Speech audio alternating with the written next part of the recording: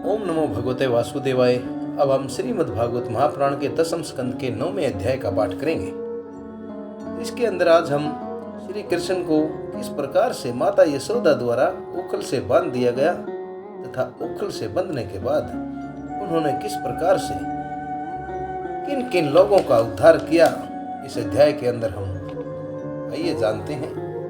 श्री सुखदेव मुनि जी कहते हैं, परीक्षित, एक समय की बात है, नंद रानी यशोदा जी ने घर की दासियों को तो दूसरे कामों में लगा दिया और स्वयं अपने लाला को मक्खन खिलाने के लिए दही मथने लगी।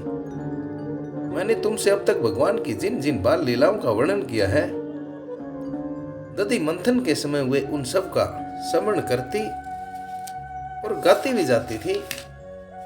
वे अपने स्थूल कटी भाग में अर्थात कमर के भाग में सूत से बांधकर रेशमी लहंगा पहने हुए थी। उनके सतनों में से उत्तर प्रेम की अधिकता के कारण दूध चूता जा रहा था और वे कांप भी रहे थे। नेति खींचते रहने से बाहें कुछ थक गई थी। हाथों के कंगन और कानों के कर्णफूल हिल रहे थे।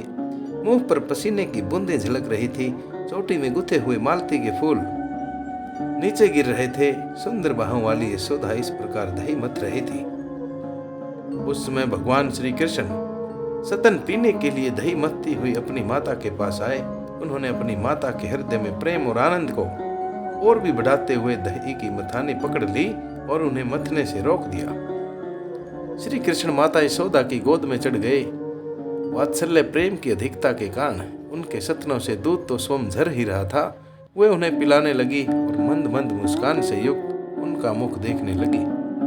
इतने में ही दूसरी ओर अंगीठी पर रखे हुए दूध में उफान आया। उसे देखकर यशोदा जी उन्हें अतृप्त ही छोड़कर जल्दी से दूध उतारने के लिए चली गई।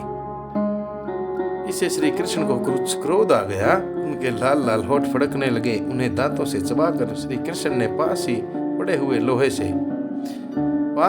हुए लोढ़े से दही का मटका फोड़ तोड़ डाला। बनावटी आंसू आंखों में भर लिए और दूसरे घर में जाकर अकेले में बासी माखन खाने लगे। यशोदा जी आटे हुए दूध को उतारकर मथे हुए दूध को उतारकर फिर मथने के घर में चली गई। वहां देखती है तो दही का मटका टुकड़े टुकड़े हो गया है। वे समझ गई कि यह सब मेरे लाला की ही करतूत है। साथ ही उन्हें वहां न देखकर यशोदा माता हंसने भी लगी। इधर उधर ढूंढने पर जब पता चला कि श्री कृष्ण एक उल्टे हुए उखल पर खड़े हैं और छींके पर का माखन लेकर 15 को खूब लुटा रहे हैं, उन्हें यह भी डर है कि कहीं मेरी चोरी खुल न जाए, इसलिए चौकन्ने होकर चारों ओर ताकते भी जाते हैं। यह देखकर यशोदा रानी पीछे से धीरे धीरे उनके पास आ पहुंची। जब श्री कृष्ण ने देखा कि मेरी मां हाथ में छड़ी लिए मेरी ही ओर आ रही है, तब झट से उखली पर से कूद पड़े और डरे हुए की भांति भागे। परीक्षित, बड़े बड़े योगी तपस्या के द्वारा अपने मन को अत्यंत सूक्ष्म और शुद्ध बनाकर भी जिनमें प्रवेश नहीं करा पाने की तो बात दूर रही, उन्हें भगवान के पीछे पीछे उन्हें पकड़ने के लिए यशोदा जी दौड़ी। जब इस प्रकार माता यशोदा श्री कृष्ण के पीछे दौड़ने लगे, तब कुछ ही देर में बड़े बड़े एवं हिलते हुए नितंबों के कारण उनकी चाल धीमी पड़ गई। वेग से दौड़ने के कारण चोटी की गांठ ढीली पड़ गई। वे ज्यों आगे बढ़ती, पीछे पीछे चोटी में गुथे हुए फूल गिरते जाते। इस प्रकार सुंदर यशोदा ज्यों त्यों करके उन्हें पकड़ सकी। श्री कृष्ण का हाथ पकड़कर वे उन्हें डराने धमकाने लगी। उस समय श्री कृष्ण की झांकी बड़ी ही विलक्षण और विचित्र हो रही थी। अपराध तो किया ही था, इसलिए रुलाई रोकने पर भी न रुकती थी। हाथों से आंखें मल रहे थे, इसलिए मुंह पर काजल की स्याही फैल गई थी। पीटने के डर से आंखें ऊपर की ओर उठ गई थी। उनसे व्याकुलता सूचित होती थी। जब यशोदा जी ने देखा कि लल्ला बहुत डर गया, तब उनके हृदय में वात्सल्य प्रेम उमड़ाया। उन्होंने छड़ी फेंक दी। इसके बाद सोचा कि इसको एक बार रस्सी से बांध देना चाहिए, नहीं तो ये कहीं भाग जाएगा। परीक्षित, सच पूछो तो यशोदा मैया को अपने बालक के ऐश्वर्य का कोई अता पता भी नहीं था, जिसमें न बाहर है न भीतर, न आदि है और न अंत है। जो जगत के पहले भी थे, बाद में भी रहेंगे। इस जगत के भीतर तो हैं ही, बाहरी रूपों में भी हैं, और तो क्या जगत के रूप में भी स्वयं वही है। यही नहीं, जो समस्त इंद्रियों से परे और अव्यक्त हैं, अर्थात जिसको व्यक्त नहीं किया जा सकता, उन्हीं भगवान को मनुष्य का रूप धारण करने के कारण पुत्र समझकर यशोदा रानी रस्सी से उखल में ठीक वैसे ही बांध देती है जैसे कोई साधारण सा बालक हो। जिस प्रकार से कोई माँ बाप अपने साधारण से बालक को बांध देता है। जब माता यशोदा अपने उद्यमी और नटखट लड़के को रस्सी से बांधने लगी तब वह 2 उंगल छोटी पड़ गई। तब उन्होंने दूसरी रस्सी लाकर उसमें जोड़ी। जब वह भी छोटी हो गई तब उसके साथ और जोड़ी। इस प्रकार वे जो जो रस्सी लाती और जोड़ती गई त्यों तो जुड़ने पर भी वे सब 2 उंगल छोटी पड़ती गई। यशोदा रानी ने घर की सारी रस्सियां जोड़ डाली, फिर भी वे भगवान श्री कृष्ण को निबांस की।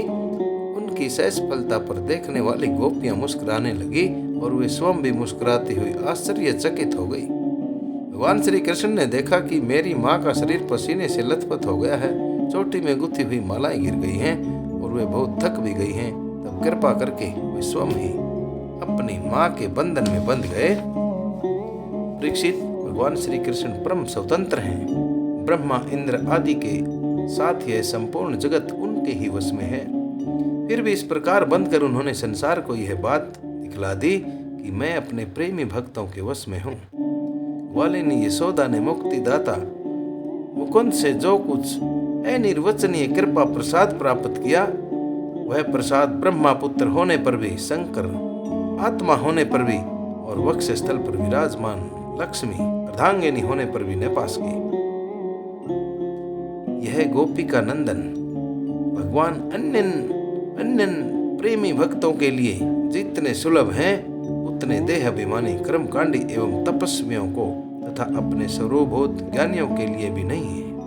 कहने का भाव यह है कि बाल कृष्ण रूप भगवान श्री कृष्ण अपने उन भक्तों के लिए जितने सुलभ हैं जो भक्त अन्य भक्ति अर्थात अन्य सभी को छोड़कर केवल उन्हीं की भक्ति करते हैं, वे इतने सुलभ तो उन कर्मकांडी और बड़े बड़े तपस्वियों के लिए भी सुलभ नहीं है। इसके बाद नंद रानी यशोदा जी तो घर के काम धंधों में उलझ गई और उखल से बंधे हुए भगवान श्याम सुंदर ने उन दोनों अर्जुन वृक्षों को मुक्ति देने की सोची जो पहले यक्षराज कुबेर के पुत्र थे। इनके नाम थे नलकुबर और मणिग्रीव। इनके पास धन सौंदर्य और ऐश्वर्य की पूर्णता थी। इनका घमंड देखकर ही देव ऋषि नारद जी ने इन्हें श्राप दिया था और ये वृक्ष हो गए थे। इस प्रकार श्रीमद् भागवत महापुराण के 10वें स्कंद के 9वें अध्याय को आप सभी श्रोताओं द्वारा श्रवित किया गया।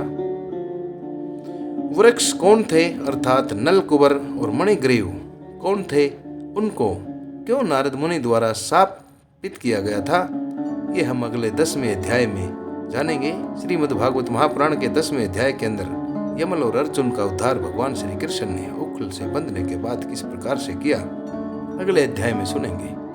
श्रीमद् भागवत महापुराण अर्थात श्रीमन भगवान का महापुराण एक पवित्र और सनातन महापुराण है।